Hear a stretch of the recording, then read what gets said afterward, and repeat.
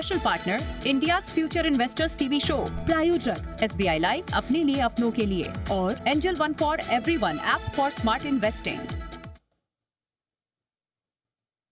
चलिए, तो बजट और बाजार। बजट अब हम देख रहे हैं हफ्ते भर की दूरी पर है। इससे पहले बाजार का मूवमेंट कैसा रहेगा और कहां आपको फोकस करना है, इस सब पर हम विस्तार से बात करेंगे। हमारे साथ MK इन्वेस्टमेंट मैनेजर्स के CIO मनीष सोनथालिया जी शो में शामिल हो चुके हैं। सर, गुड मॉर्निंग, बहुत स्वागत है आपका जी बिजनेस पे। सर, बजट और मार्केट पर तो राय लूंगी, लेकिन ये जो ट्रम्प साहब की ताजपोशी हुई है और उसके बाद हम देख रहे हैं लगातार 3 दिनों से मजबूती दिख रही है, एक के बाद एक उनकी तरफ से एज एक्सपेक्टेड कुछ बड़े बयान आ रहे हैं और US मार्केट्स रिएक्ट भी कर रहे हैं। सर, क्या माना जाए, उनकी कमजोरी खत्म हो गई है, यहां से अब स्ट्रेंथ पूरी दिखाई दे रही है US मार्केट्स में? क्या व्यू आपको बनता दिख रहा है वहां पे? यूएस मार्केट्स तो काफी स्ट्रांग रहेगा, इसमें कोई डाउट ही नहीं है, क्योंकि वो ऐसा कह रहे हैं कि यूएस में कॉर्पोरेट टैक्स कट होगी, और अगर आप यूएस में मैन्युफैक्चर करते हैं तो यहाँ कॉर्पोरेट टैक्स आपकी 15% ही रहेगी। आई मीन, ये सब बहुत बड़ी अनाउंसमेंट्स है। अगर कॉर्पोरेट टैक्स वहां पर 15% हो जाती है तो काफी बेनिफिट होगा, कॉर्पोरेट प्रॉफिट ग्रोथ देखने को मिलेगी। आर्टिफिशियल इंटेलिजेंस के मामले में भी उन्होंने काफी बड़ी बातें की हैं, जो टेक्नोलॉजी सेक्टर को काफी बेनिफिशियल होगी। बट कहने का ये तात्पर्य है कि इमर्जिंग मार्केट्स में और दुनिया भर में और इनका क्या रिपरकशंस होगा। अभी जस्ट हमने देखा कि बैंक ऑफ जापान ने 25 बेसिस पॉइंट की इंटरेस्ट रेट हाइक कर दी है। वो कह रहे हैं कि इंटरेस्ट रेट दुनिया भर में गिरनी चाहिए, यहाँ पर इंटरेस्ट रेट हाइक हो रही है। तो चूंकि डॉलर काफी स्ट्रांग है, पूरे दुनिया का डॉलर बेसिकली वापस यूएस की तरफ बढ़ रहा है, तो सब कंट्रीज को इंटरेस्ट रेट्स को लुक्रेटिव बनाए रखनी पड़ेगी, जब ताकि डॉलर रिटेन हो जाए या फ्लोज आउटफ्लोज में नहीं बदल जाए।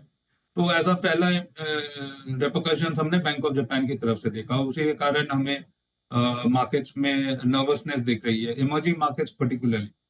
तो ट्रम्प साहब की जो नई रिजीम है वो इमर्जिंग मार्केट्स के लिए इतनी पॉजिटिव नहीं दिखाई दे रही है।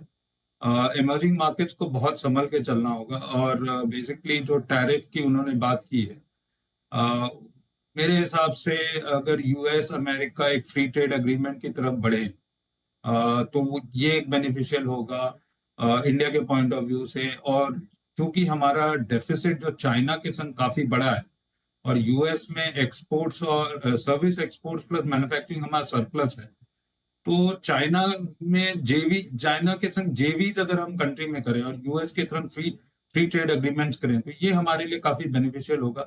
ये सब कुछ हमें बजट में देखने को मिलेगा, और या बजट के बाहर भी देखने को मिल सकता है, बट इसकी काफी जरूरत है इंडिया के पॉइंट ऑफ। ऑलराइट सर, एक भारत के लिए या भारतीय बाजारों के लिए देखें तो एक बड़ी चुनौती FIIs की लगातार जो बिकवाली हमने 26 सितंबर से शुरू होती हुई देखी, वो आज भी जारी है।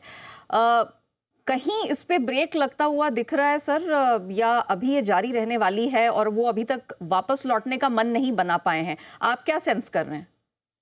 देखिए, मैं कहता आ रहा हूँ कि FIIs जो बेच रहे हैं वो इंडियन पर्टिकुलर स्टॉक्स को नहीं बेच रहे हैं, वो एक ओवर वैल्यूड करेंसी को बेच रहे हैं।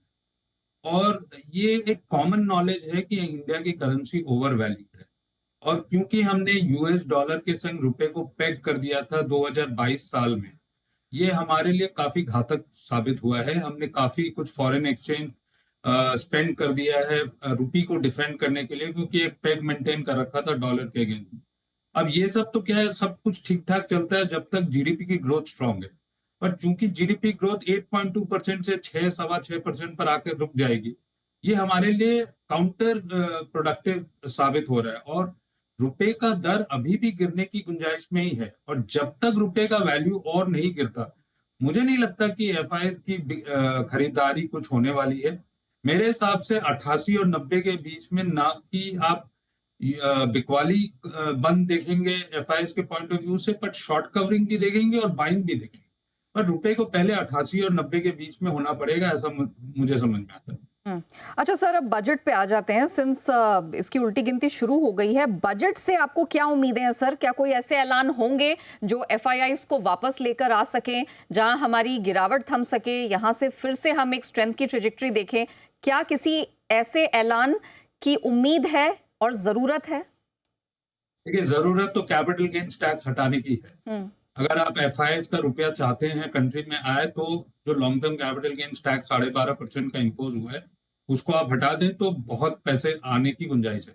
क्योंकि ये बहुत मतलब नाराज है एक तरह से। आप देखा जाए तो एफआईआई जो long term capital gains tax impose हुआ है, इंडिया एक डिसएडवांटेजेस पोजीशन में है। तो सबसे बड़ी अनाउंसमेंट तो कैपिटल गेन्स टैक्स रिमूवल की होगी, क्योंकि इसकी आशा बहुत ज्यादा नहीं है, काफी कम है। ये होने की गुंजाइश काफी कम है। और दूसरे पॉइंट ऑफ व्यू से आपको देखिए, सरकार के पास बहुत चुनौती भरा माहौल है आज की डेट में, क्योंकि जीडीपी की ग्रोथ स्लो डाउन हो चुकी है। आपके 6% से ज्यादा की ग्रोथ अज्यूम नहीं करनी चाहिए। और उसमें बेसिकली आपको कंज्यूमर के हाथ में पैसा देना है, क्योंकि कंजम्पशन सेक्टर बहुत बुरी तरह गिर रहा है।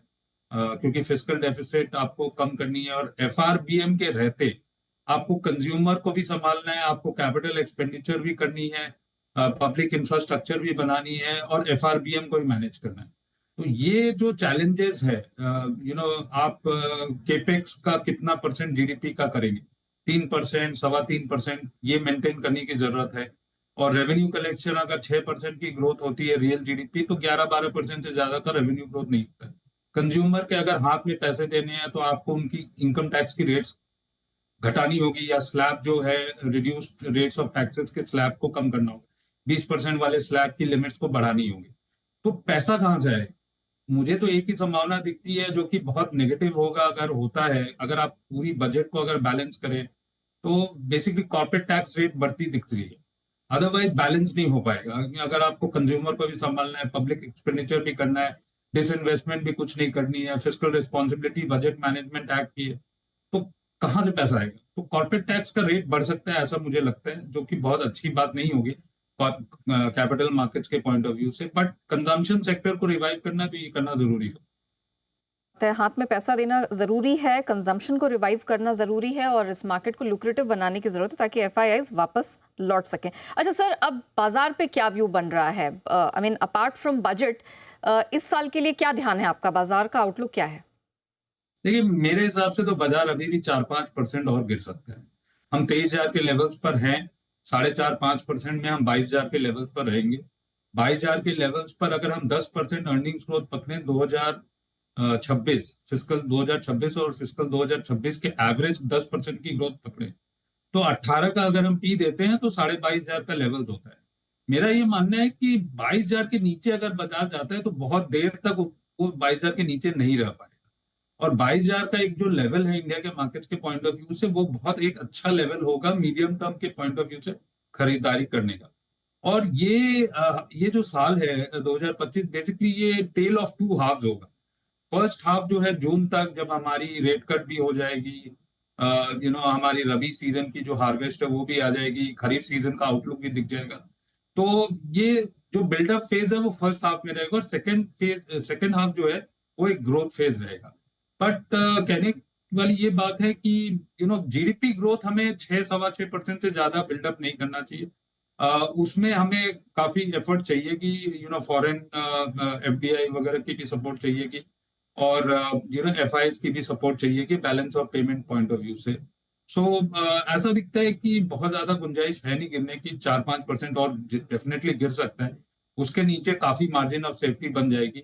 रूपी डेप्रिसिएशन डेफिनेटली एक बहुत स्ट्रॉन्ग पॉसिबिलिटी है, और 2025 जो साल है वो रूपी डेप्रिसिएशन का ही थीम को पकड़ के चलना चाहिए। एक्सपोर्ट ओरिएंटेड यूनिट्स में आउट परफॉर्मेंस देखने को मिलेगी, बैंकों में आउट परफॉर्मेंस देखने को मिलेगी, इंश्योरेंस सेक्टर में आउट परफॉर्मेंस देखने को मिलेगी, और कैपिटल मार्केट रिलेटेड एंटिटीज में रिलेटिव आउट परफॉर्मेंस देखने को मिलेगी।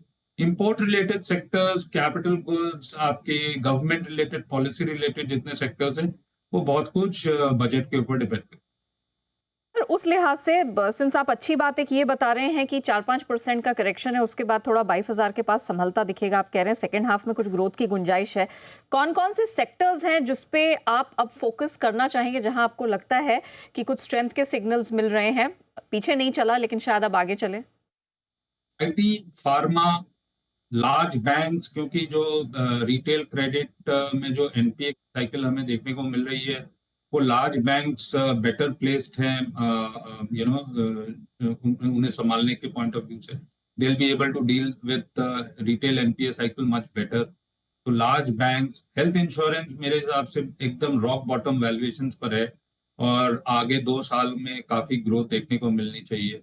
कैपिटल मार्केट रिलेटेड एंटिटीज में एक स्ट्रक्चरल बुल रन है, री रेटिंग होगी, और चूंकि फाइनेंशियल सेक्टर रियल सेक्टर को ड्राइव कर रहा है और with in the real financial sector आपकी इक्विटी टिल्ट बढ़ रही है in the overall house hold assets. पूरे हाउस होल्ड एसेट्स में जो इक्विटीज की परसेंटेज थी वो 5% थी। ये 5% नेक्स्ट 5 साल 7 साल में डेफिनेटली 7.5-8% की तरफ जाएगी। तो capital market related, equity capital market related entities में तेजी दिखाई देती है। जो अवॉइडेबल सेक्टर्स है वो है बेसिकली जो काफी यूफोरिक रहे हैं लास्ट 2-3 साल में और वैल्यूएशंस काफी स्ट्रेस्ड हैं क्योंकि बाजार में डेफिनेटली एक प्रेशर रहेगा।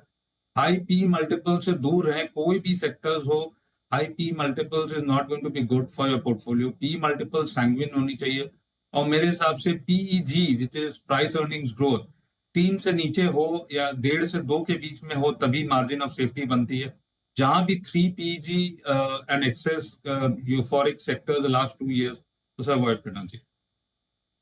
Santhalia sir, thank you so much आज हमारे साथ जुड़ने के लिए और बताने के लिए कि आगे यहाँ से लेकर बजट तक किस तरह के मूवमेंट और बजट के बियॉन्ड भी बाजार का रिएक्शन कैसा होगा, कहाँ पैसा बनेगा और कहाँ दूर रहने की आवश्यकता है। Sir, thank you so much आज हमारा साथ देने के लिए।